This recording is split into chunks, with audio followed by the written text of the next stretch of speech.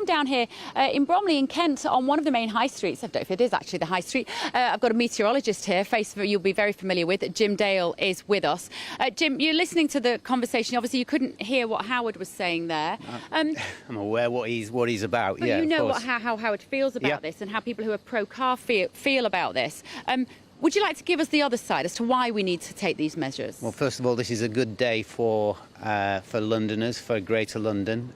Small steps, but I think it's a bigger step for the Greater London area, and not just the Greater London area. We've got to talk the country as well, because there's many similar schemes going on in other cities. There are 15 across the country. Yeah, exactly. So this is the direction of travel. I'm not going to take this away. So it's about the environment, it's about people's health, and there's a little bit in terms of making small steps in terms of climate change and mitigating that. So I absolutely say this is a good day. Those that oppose ULEZ have lost. They need to get over it and need to move on. And that's where we are at this moment. Is it too much stick, though, Jim, and not enough carrot at the moment for something that nobody actually voted for? Well, when you say nobody voted for, we elected a mayor. I say London has elected a mayor a few years ago. So he's got a mandate, much as the government have got a mandate to do what they do. And, you know, much of what this government does, I don't agree with. But because we elected them, you have to go with it. You have to be law-abiding, you have to do the right things, and you have to accept what comes. It's exactly the same with the mayor. I appreciate, and I think the mayor appreciated after Keir Starmer had words with him after the Uxbridge by-election, that there needs to be some movement in the what you might call the what we're trying to say, the payback to car drivers, to these people who would lose their cars. I understand that, and I think he's gone some way. £2,000 is not a small amount of money for, say, a 2006 car, if you see where I'm going. Yeah. So there's always when you make movements like this, there's always going to be some that get left behind, and I realise that, and there is sympathy in that direction. But I think 90% of cars and vehicles are compliant in the London area and beyond. So you know, this is the movement. This is going forward. This is the direction of travel, as I say. There'll be some people, Jim, who will say, at the moment, when bills are going up, we're in this cost of living, cost of lockdown crisis, whatever you want to call it, the hangover of the last few years. The time is not right now to increase this at this moment for all of the people who are coming here this morning in Bromley, opening their shops, paying huge electricity bills, which show no sign of going down this winter, electricity and gas. He needs to wait. Sadiq Khan should have given it, what, 6 to 12 months? It wouldn't have made any difference to the planet if he was to do that, would it? This was a long time coming anyway. Let's make that clear. This has been on the agenda for a long time, and what drivers have got to do and have to do to get to be compliant or to scrap their cars has been on for a long time. I think we could continue saying this forever. If we said this next year, for example, I don't think the economics would be that much better. So we're looking at the economic argument. I think we've got to go back to the central government and say, you put us there for the most part, you take us out. There's one little piece that's missing, if I'd like to add, and that is, if it's a financial thing, maybe knock on the doors of those that have caused these problems more than anybody, and that is the big oil industry that provides the likes of the petrol stations. Maybe they should be putting something in terms of the financial side to offset that, rather than necessarily Londoners, people in the street like these people surrounding us today. That should have happened, and nobody's knocking on their door, and I find it strange. All right, Jim, thank you. You're going to be with me this morning. Good to see you. Thank you for being here. If you are just tuning in, I am in Bromley in Kent this morning. Andrew Pearce is in London. We're talking to locals here because, of course, the ULEZ expansion day has arrived, all 32 London boroughs now included. Good morning, Gemma. Now, we can have a look at your sign. I think we know your position on this. How long have you been campaigning, and why are you so against it? My partner Oliver and I first got involved after Christmas. So about January we went to the Trafalgar Square protest, and we've been to most of them ever since. Now, those were the protests which Sadiq Khan said was full of conspiracy theorists and lunatics. How did you feel about that? We're certainly not lunatics. We know exactly what we're talking about. I'm afraid paying £12.50 a day is not going to clean up our air. How is that going to clean up our air? £12.50 a day is ludicrous. You know, there are other ways, if our air needs cleaning up, which I personally don't think it does. It's paying to do that is not going to help.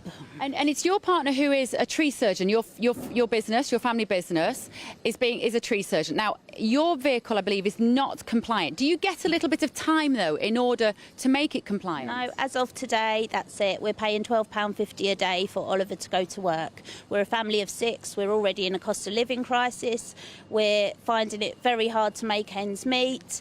This has put us under huge pressure. And as Oliver says, tree surgery is not a price list. It's not like going to the shops and buying a product. It's not a price list. So he's then got to charge his customers. They're going to haggle with him. In effect, this £12.50 a day is just going to go to Sadiq Khan.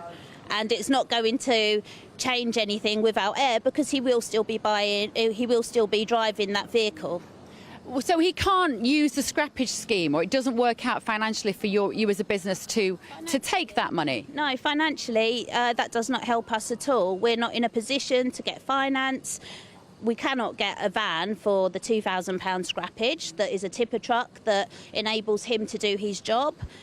No, it's no help to us whatsoever. So therefore, it is pay Sadiq Khan £12.50 a day to go to work, to do his quotes. Sometimes he's not even earning money. He's out doing quotes. He's out collecting logs. He's not earning money for that, but he will still be paying. It's not fair. Now, Sadiq Khan would say you've had time, you've had plenty of warning to invest in a new vehicle. What would you say to that? Where's the money for that? Where is the money for that? Because we're not in a position, we can't get finance. We've already had to finance the tools, the chipper for Oliver to go to work. We've had a multitude of things happen. We've just got over COVID, where we were locked down and work was very thin on the ground. People don't have money to get their trees cut at the moment. They're struggling to make ends meet. Having a tree cut can be a luxury. So our business is already suffering, and this is just causing it to suffer further. I would also imagine that Oliver, and possibly yourself, you care about the environment. The very nature of his job is that he works with trees. It's not as though you're saying that you don't care about the environment, but you feel it's been, too soon, too restrictive, there should be more exemptions? Yeah, absolutely. I mean, Oliver, as you know, many of his customers will say, he talks people out of having their trees cut down because he says it's a beautiful tree, leave it where it is. We can just make it look pretty, whatever. He doesn't go around just chopping trees down for money. He cares about the environment. We all do. But as I say, no, we haven't had time to get used to this idea. We haven't had time to get our finances in place to get a new vehicle. And it is just about money. And it could literally mean the end of your business. Absolutely, yeah. And that is going to put us into huge hardship. And it's the mental health side of things as well. I mean, I hope Oliver doesn't mind me saying, but he has been depressed over this. I've seen him physically upset about how is he going to feed his family, how is he going to keep a roof over his family's heads. It's heartbreaking. What Sadiq Khan is doing to us is heartbreaking. OK, well, thank you, Gemma. Stay with me for a little while, won't you? Of course, Sadiq Khan would say that what he's trying to do is to help people and to save lives. He says that a lot. One strange thing about ULEZ, I think, is the exemption of classic cars. Phil is here to tell me a little bit about that. So this is any car, Phil, that's created before 1973. Well, it's not that. It's actually over 40 years old. Right. But it has to be registered historic to get the historic tax status in effect and get the exemption. So. But does it seem a little bit? I don't know. Can you explain the logic behind it? I guess these are old cars, but they're often the biggest engines and they're kicking out a lot of fuel, and yet you can now drive them down the high street and not pay £12.50. Well, depends how local law's being done, really, hasn't it? I think the better way to do it is keep old vehicles going and not waste vast resources using these horrible electric vehicles, which do not help the environment at all. Like, take for example, when the little kiddie goes out mining in some third world country and pollute the local water supply, the locals didn't get consultation of that, on mining cobalt, lithium, whatever, and having the severe health effects from that. Also, fairly recently, there was a cargo ship fire. OK, they said, it's 50 electric cars. They went up to 500. That's 5,000 electric vehicles. The whole thing just caught fire, and it was almost impossible to put it out. And that's the danger of electric vehicles. Yeah. And also, if an electric vehicle gets involved in a minor shunt, it's written off. Yeah. There's the danger of the batteries. It's a good point, actually. Thank you, Phil, because of course these will be the classic cars of the future. Some of these older cars now, which aren't exempt from ULEZ, Andrew. Some of the diesel cars, the petrol cars, anything after 2016 for a diesel car, anything after 2006 well, I can sort of for a clarify petrol car. that a little bit. It's actually Euro 6 diesel and Euro 4 petrol. So Right. that's basically what it is. Look at the COC, Certificate of Conformity, of the actual V5 or the logbook.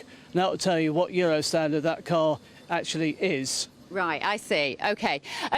But it isn't always entirely clear. Thank you, Phil. I'm going to be here, Andrew, as you know, until midday this morning and possibly a little bit after as well to talk to Mark and Pip, because it's a very divisive issue. Obviously, Sadiq Khan is very proud today. He will be bragging on the global stage that he has the largest car tariff zone in the entire world. But is that necessarily what is right for British people and for British businesses and for people who frankly don't want to have to scrap a car which is perfectly good but might be kicking out a little more emissions than a newer car or an electric car?